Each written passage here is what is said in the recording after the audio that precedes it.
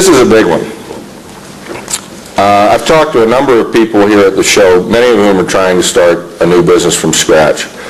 And the advice that I've given them, I think, has surprised a number of them. And my advice is if you can buy the product in South Africa and be competitive and win in the marketplace that you're trying to compete in, do it. I have a number of different companies I'm involved in. I'm a partner in a company in Australia, one in Hong Kong, one in Germany, and one in the United States. Okay?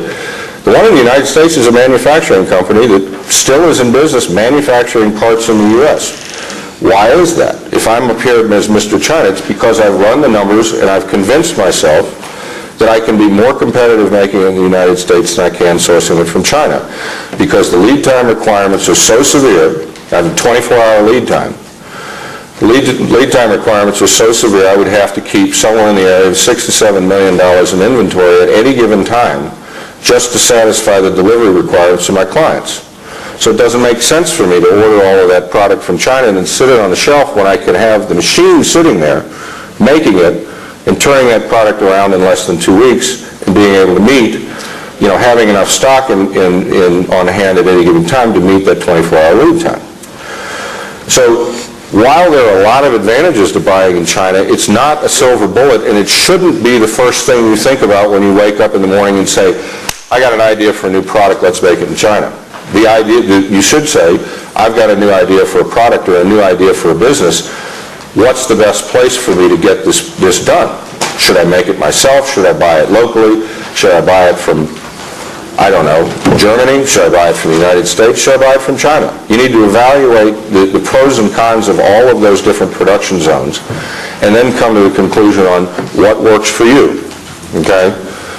Now, if you're already making it or you already have a supplier, let's say that you're making children's clothing and you already have a supply chain up and running in South Africa, okay, and you think that you want to start making it in China to save money, okay, don't stop making it in South Africa while you get the China supply chain up and running.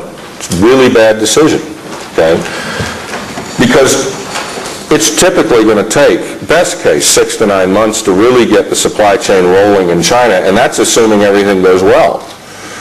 I've had situations where it took 18 months to get the supply chain really dialed in China, and if I had shut off my factory or shut off the supplier in the U.S. during that period of time, I would have gone out of business. The way I like to talk about it is it's not stopping one car and starting another. You're going to keep driving this car, and you're very slowly going to bring that other car up alongside of it, and after you run them there for a while, maybe you think about letting this one slow down and letting that one go forward, letting China start to take over the majority. But you don't slam the brakes on one and then try and start the other one up to keep your momentum going forward. You're running a business. You've got to keep making sales. You've got to keep revenues coming in. So whatever you do, don't shut off that supply chain. The same thing applies if you're starting a new business. Don't quit your day job.